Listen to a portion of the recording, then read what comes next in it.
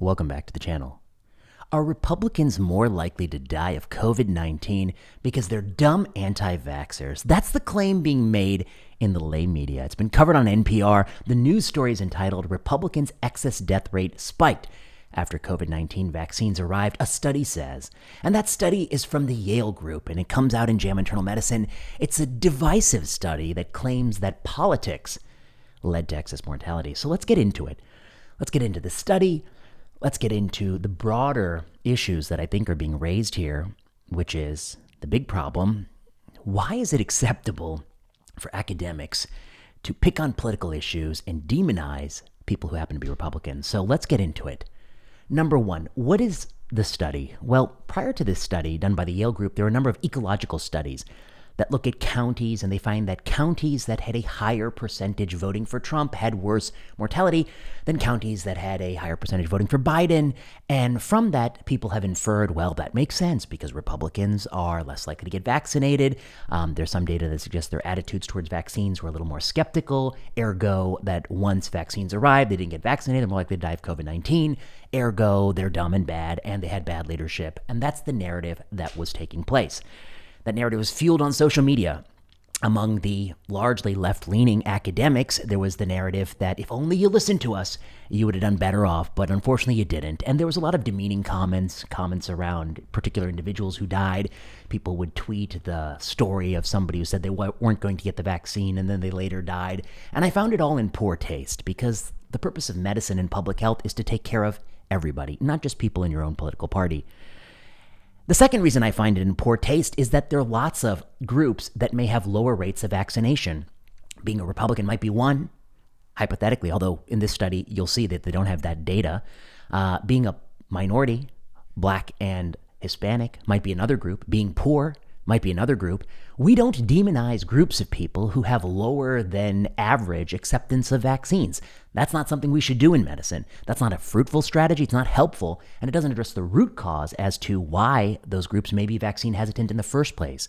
So it's interesting to me that the public health apparatus and academics think that of all the groups that you could pick on and say it's your fault, the only one that's acceptable is Republicans, which I think just betrays their own political allegiance. Now let's get into the paper. The authors of this Yale paper want to do something that the prior groups didn't do.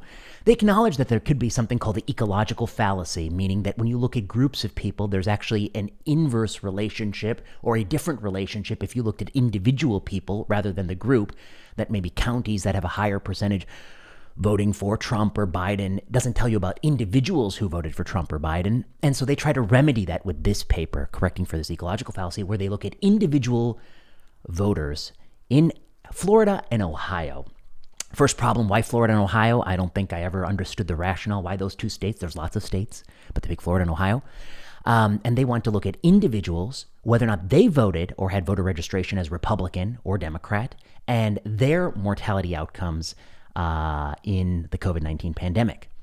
The outcome they're looking at is something called excess mortality. Excess mortality is something that's widely misunderstood, but it broadly means observed mortality rates minus expected mortality rates. But the thing is, Moses didn't descend down the mountain and tell us what the expected mortality rates are. That is an approximation, and that approximation may vary in different times. And so expected mortality is not this canonical gold standard thing. It's something that people could debate a little bit. And in a very elegant paper by Ioannidis and colleagues, they model 5 different ways to calculate excess mortality. I encourage you to look at that. But observed minus expected. Expected is not given to us from God. And so that's the general approach they're taking. They're using an observed minus expected sort of analysis here, looking at excess mortality. The next thing I should say is that they can't pair everybody in the state of Florida or Ohio with their voter registration. They're only going by 2017 voter registrations. P.S. It might be different by 2020. And they're linking about 500,000 people in whom they have a clear voter registration. That's kind of a problem because there's like 30 to 40 million people in those states. So we're just taking the tip of the iceberg. It's not really a paper about Republicans per se. It's about the tiny handful of Republicans you can accurately identify in the voter registration database, which may be a subset of Republicans that may be different in various ways.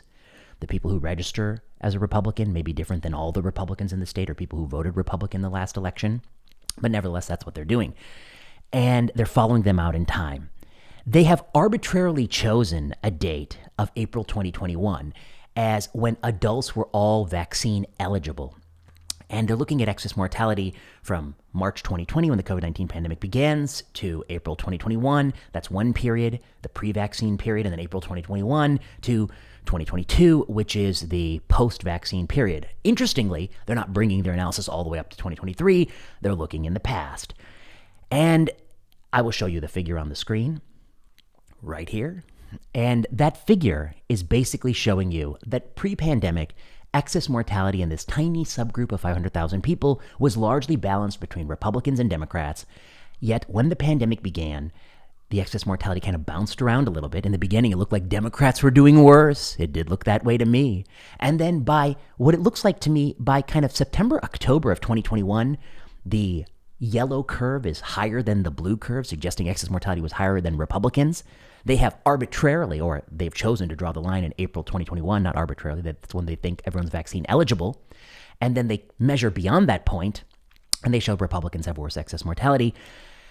The narrative they tell you is, of course, that it's because they didn't get the vaccines. Other studies prove that. And if you adjusted this analysis for age, you get a similar result. Republicans do worse. All right, what are the problems with the paper? Well, the paper is actually a piece of shit. It's really poorly done, okay? Here's why it's poorly done. Number one, if you're going to be critical of the pre-existing body of literature because it's subject to the ecological fallacy, then how dare you come in with an individual analysis where you don't have the individual vaccine records of people? You don't know. You may think you know they're Republican or Democrat based on a 2017 voting registration, but you don't know if they've been vaccinated or not. You're making a different assumption. Okay, these people, are they vaccinated? This 500,000 people vaccinated at the same rates as Republicans writ large? I don't know. You don't know.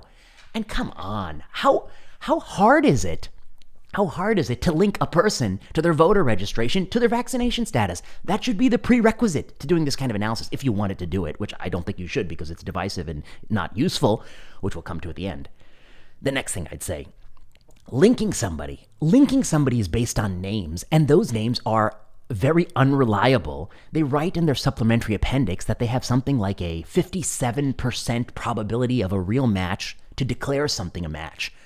That's pretty much a 50-50 chance. What do I mean by that? I mean, they see the name John Smith. John Smith has a voter registration Republican. John Smith died of COVID-19. And so they're saying, what's the probability that it's the same John Smith? Now, of course, some names are much easier to link. My full name is Vinay Prasad. Very easy to link. There's not a lot of Vinay Prasads running around, but John Smith's may be much harder to link. And so by having this match algorithm where you're tolerating a lot of ambiguity about whether or not it's the same person, you may be creating a bias where certain names are much more likely to be linked in a group than another group. And say, for instance, I don't know, hypothetically, that more uncommon names are among Democratic voters, hypothetically, perhaps because they're ethnically diverse, more likely to be immigrants, I don't know, hypothetically, that could lead to a systemic bias here. So the linkage is a problem here. The lack of vaccine records is terrible. The next thing that I think is a big problem, and some of the critics push back, is that they don't adjust for, they don't adjust for BMI. They don't know how overweight these people are. We know COVID thrives in settings where people are overweight. They don't adjust for socioeconomic status. They don't adjust for race or gender or education or other medical problems, all of which feed into COVID-19 mortality. Now, some of the critics of my argument have said, well, pre-COVID, they were entirely balanced. And even in the first part of the COVID wave, the excess mortality was the same from 2020 March until April 2021. Ergo, those factors couldn't have played a role because those factors were largely not contributing to excess mortality in times of peace and in times of early COVID. But my counter argument to that is you're absolutely wrong. Look at the curve. It looked like Democrats were doing worse from March 2020 until October 2020. There is a difference. And then it looked like Republicans were doing worse in the next half from October 2020 until April 2021. COVID-19 spreads in very complicated ways through social networks, in regions and pockets of poverty, in places where people live in multi-generation households. It has a very stochastic spread. It could be exploiting some of these variables in ways you do not fully understand. And thus adjustment for these variables may be extremely important. The other thing I'd say is You're giving to the authors the ability to say what's the moment we should say everyone was vaccine eligible. They're picking a moment. But I don't know anybody who got vaccinated in April. Most people I know got vaccinated in December of 2020, January 2021, and then a few people maybe even trickling in, getting vaccinated in June and July, etc. They're arbitrarily picking a date. They actually don't know the median date of vaccination in this group of people. They don't know that to be true. They don't know what it is because they don't have the vaccine records for the individuals. And if you look at the graph and you had to pick a transition point when Republicans started to do worse, you would say that's October 2020, which actually predates the vaccine by about a month or two, or even 3 months, really, the actual receipt of the vaccine. So one might argue they're conveniently picking a date so that the first part of COVID-19, which really does have a distinct pattern of spread where it looked like maybe it first spread in Democratic places and then it spread in Republican places, maybe due to social network effects, they're putting that all in one bucket so that they can say there is no difference in excess mortality in that whole bucket, and then comparing it to a bucket where there appears to be a difference in excess mortality, which might be a little bit of prestidigitation or sort of manipulation of the data. It's not exactly, to me, visually the clear-cut point in which the transition did occur. The other thing is, what's the noise in this system? What's the variance in this system? You know, if you replicated this with in different periods of time, with different other pathogens, in influenza seasons, if you go back in time, what is the variation? Ultimately, if you put all these points together, let me say this. The authors also say this in their paper, quote, in addition to vaccines, non-pharmaceutical interventions such as face masks have been reported to contribute to reductions in transmission of COVID-19 or severe outcomes. Differences in support for these measures by political party affiliation emerged early in the pandemic. Oh boy, so they're blaming the masks. Well, ironically, their argument would actually undermine the role of masking because masking was different, or so they claim, by political party, and yet there didn't appear to be differences until vaccines emerged.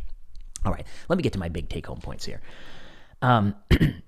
Many people in the academy, in the news stories, take this as evidence that Republicans are stupid people who deserve to die. And that is a narrative. That is a pervasive narrative that takes place on social media among many groups of elite people.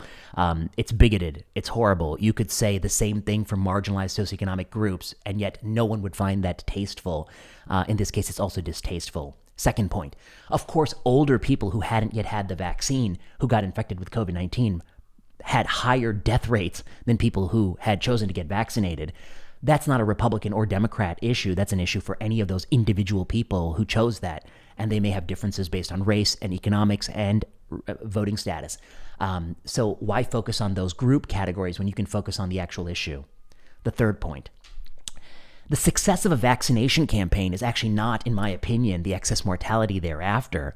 One can imagine a disease where, let's say, it only kills 80-year-olds, but it kills them with like 90% certainty. If you get it, if you're over 80, you're going to die 90% of the time. And if you get the vaccine, that rate goes to 0%, hypothetically. Let's say it does absolutely nothing for people from the ages of 0 to 79. It has no death rate at all, hypothetically. This is just a thought experiment. You develop a vaccine. It has this effect on the 80-year-olds. Now you have a vaccine campaign, and you mandate everybody of every age has to get the vaccine. Let's say it doesn't stop transmission.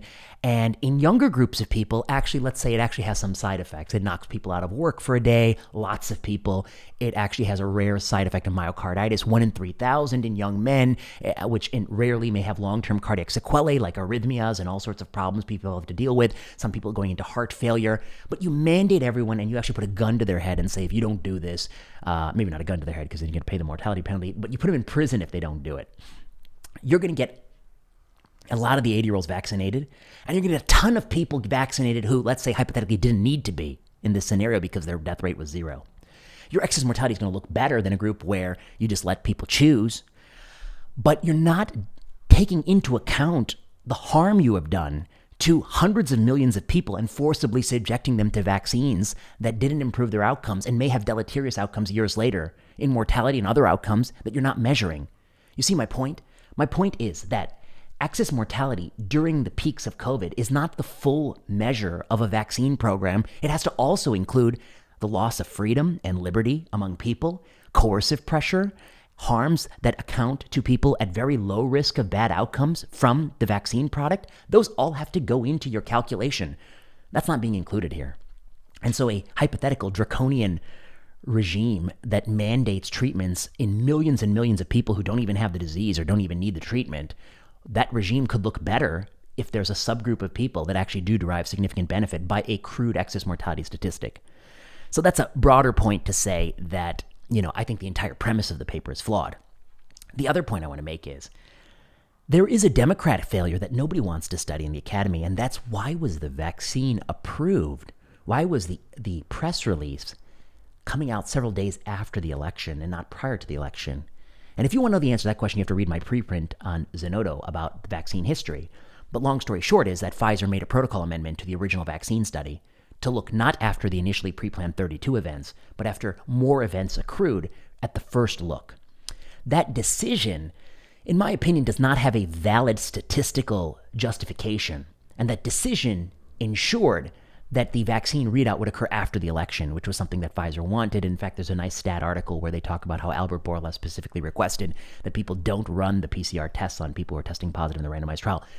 That decision was based largely on the letter of a lobbying campaign and a letter that has many signatories encouraging Pfizer and the FDA not to allow the vaccine to come before the election because they thought it might affect results. That decision arguably was led by many people in the academy who are Democrat-leaning, who wanted that also to subvert Donald Trump's election campaign. That decision likely cost lives in the winter of 2020 because delaying the vaccine even by 2 weeks in the peak that happened in the fall of 2020 would have resulted in increased excess mortality, and that's something that nobody's studying. If you want to be objective and study the successes and failures of Republicans and Democrats during the COVID-19 pandemic, vaccine is just one of the things. What about which states were the ones that closed playgrounds for children? Which were the states that kept you off beaches the longest? Which were the states that kept the schools closed the longest? Which were the states that made the toddlers mask the hardest? Which are the states that keep doing that in hospitals? Those are all metrics of a pandemic policy, all the things you did that were futile and harmful and sucked the trust from public health. That should be held against you as well. So, if you want to ask me, do I believe that older people who didn't have COVID-19, who didn't get the vaccine, who later got COVID, had worse outcomes than people who had chosen to have COVID, who had chosen to get the vaccine, and that might even be causally related to the vaccine? Yeah, of course, I believe that. But do I believe that Republicans suffered this worse than Democrats? I've yet to be persuaded. I'd like to see an individual analysis that has actually vaccine records. That analysis could actually prove that among the Republicans who got it, the difference was actually corrected, although there are still socioeconomic confounders there that hopefully should be addressed in a future publication. I do think this entire genre is bigoted. I mean, it is a group of people who may be poorer, particularly, I'm talking about Florida and Rust Belt State, Ohio. They may be poorer, they may have different socioeconomic status, they may have different attitudes towards health in general and vaccines in general. They may have different socioeconomic behaviors. They may present differently with COVID-19. They may take different precautions. They may have different behavioral patterns. It's not helpful to stigmatize those people and say, this is, your fault because you listen to Republicans. It comes across a little bit like what we want in public health is to change their vote and not improve their health. And that, I think, is a crucial distinction. I think the people who are doing this research do not even see the broader context of the research they're doing, that it is fueling a narrative. And that narrative is, again, in the news today with a tweet by... I'm blanking on his name. John, he's the graphics editor, Murdoch Booth, John Murdoch Booth, the graphics editor for the Financial Times. He has a graph that says, who's the anti-science party? And it says, Democrats are much more likely to trust scientific institutions, scientific communities, and Republicans are less likely to trust them. So Democrats are the scientific party. This is very dangerous stuff. No political party has the monopoly on science. Science is a tool that's apolitical. It's about getting at the truth of the universe. Both political parties have policies that run against logic and science and reason. It's easy to pick on the Republicans, but the Democrats should acknowledge that keeping schools closed in San Francisco and Los Angeles for 18 months, having a vaccine mandate for 12-year-olds who had COVID-19, making a toddler wear a cloth mask, that's as anti-science and anti-common sense as it gets. When you make a toddler wear a cloth mask to go to daycare except when they nap, you come across as someone who, in my mind, is not only anti-science, but you seem to have been kicked in the head because you have to be criminally stupid to think that that would work. I mean, you don't even need to go to school. You don't even need to know to read to know that if they're wearing it part of the time and they nap in the same room, that to me was always why I loved that. I mean, not love that issue, but I did talk about that issue a great deal, because you didn't even need to know much about science to know that's stupid. And yet the people in the academy demonized people who wanted to question that practice. And that was, of course, going to shred their credibility. All right, back to this paper.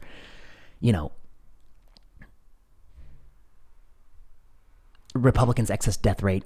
I don't think that's a helpful question. The question is, did adults who chose not to be vaccinated in the years since the vaccine, have they suffered a higher excess mortality over covariant matched, counterfactual people who did choose to get vaccinated? That's a relevant question. What are the factors that contribute to that? Minority status, socioeconomic status, perhaps voting patterns, the media you consume. Those are all relevant questions. Try to get at that causal, what led them to make that choice.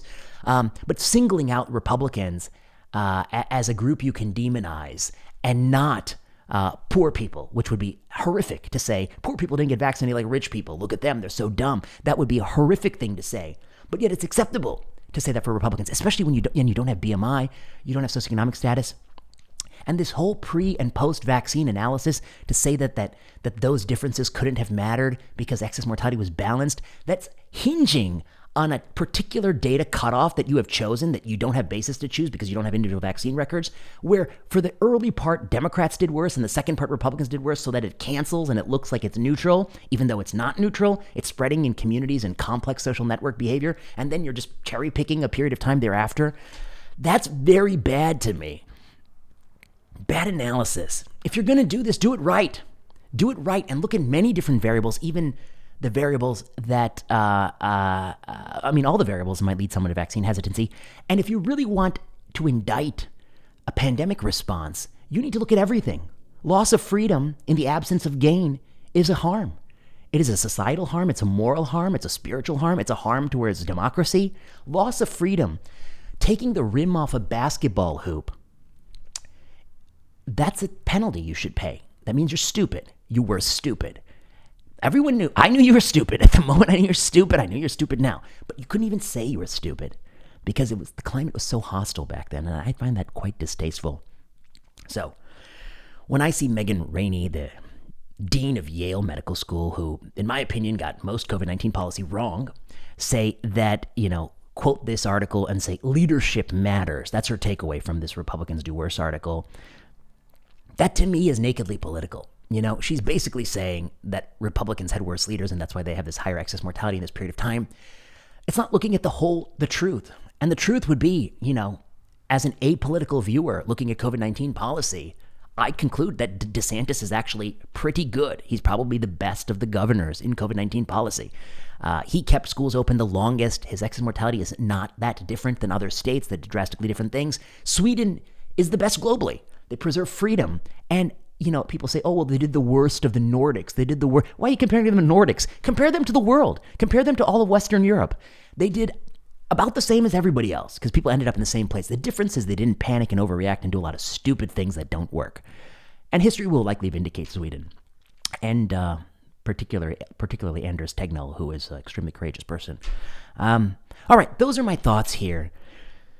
I do think we have a problem in the academy if we really continue this drive to exterminate the last few Republicans who are in the academy. I think that's really what's going on here. If you look at the broader pattern of research that's emerging from the academy, using very low levels of methods, picking on Republicans, constantly attacking them, it's not helpful.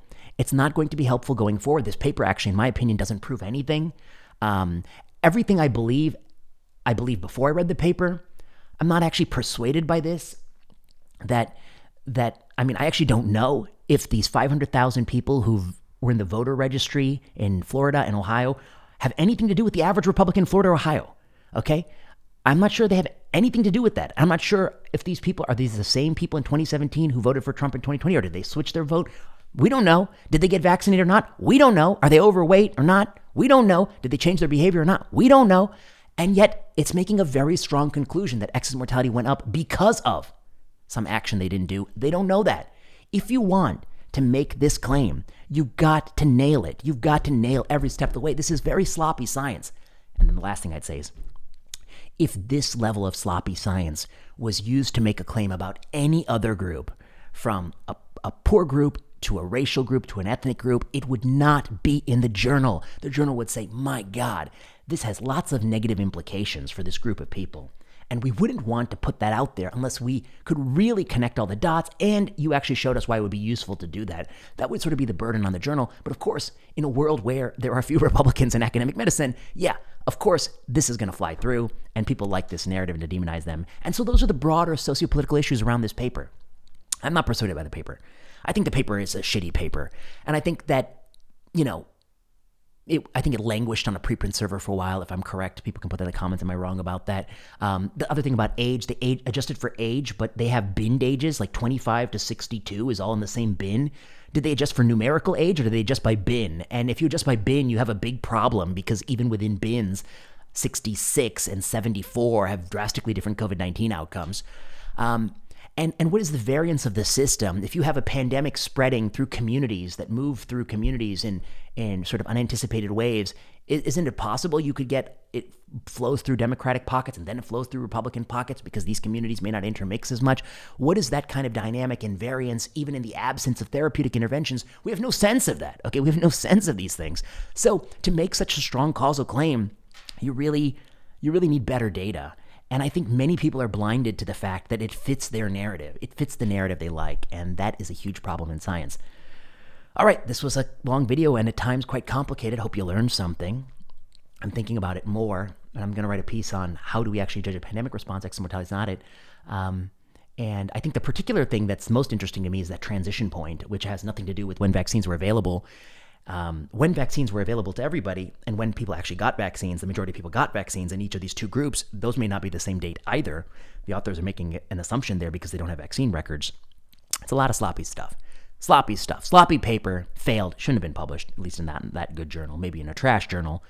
All trash articles are eventually published anyway, but not in that journal. It shouldn't have been covered in the news, but I'm not surprised that NPR latched onto it.